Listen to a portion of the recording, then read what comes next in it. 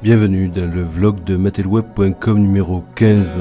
Nous sommes le samedi 20 janvier 2024.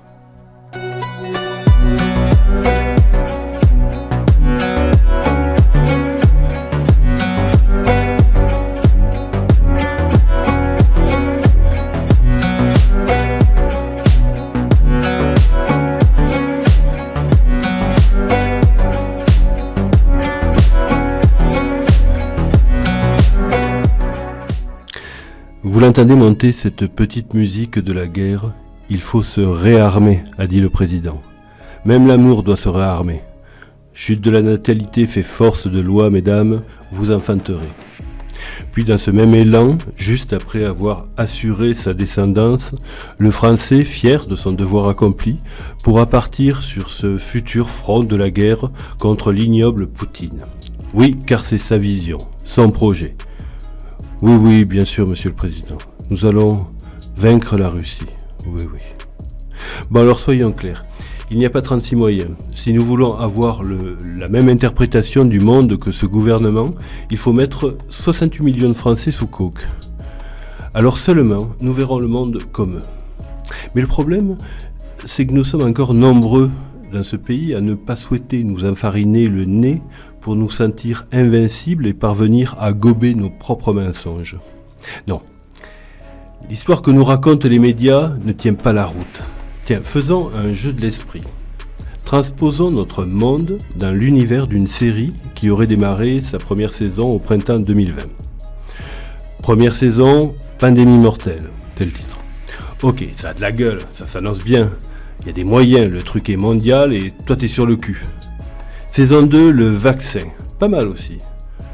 Tu avais tout ce déchirement interne, je me vaccine pas, je sauve une vie ou j'assume d'être un assassin. La discrimination, le pass, la ségrégation, les familles qui se déchirent. Une saison 2 plus psychologique mais assez bonne dans l'ensemble.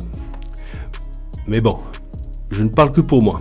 C'est vraiment à la saison 2 que j'ai compris que les méchants c'était les gentils et les gentils des méchants finalement. Mais bon, je ne veux spoiler personne. Saison 3, l'Ukraine. Alors pour moi, c'est à partir de là que la série part en vrille.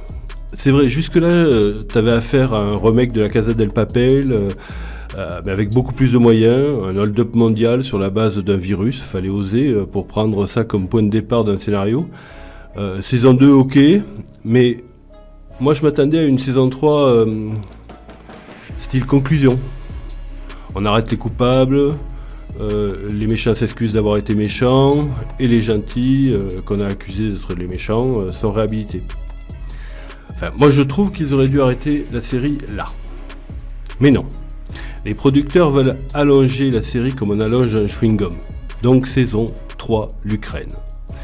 Et le hold-up continue. Moi là j'ai décroché. Je suis allé planter des choux pendant un petit moment. Je suis revenu pour la fin de la saison 4. Là, c'est du délire complet. On massacre des enfants à tour de bras, tous les verrous moraux sautent, 500 000 ou 600 000 Ukrainiens sont partis à la boucherie pour rien, absolument pour rien.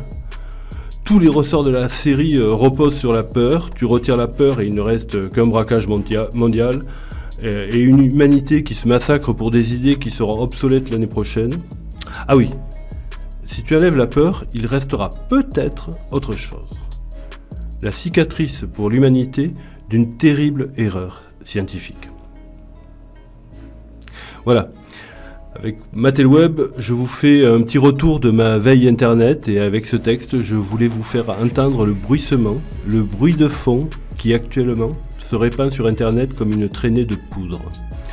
Mon pronostic qui n'est pas une prédiction, mais juste du bon sens, et que si la traînée de poudre conduit à un baril de poudre, alors ça va péter. Maintenant, je vous fais une prédiction. Ça va péter au mois de mars 2024. Pourquoi ?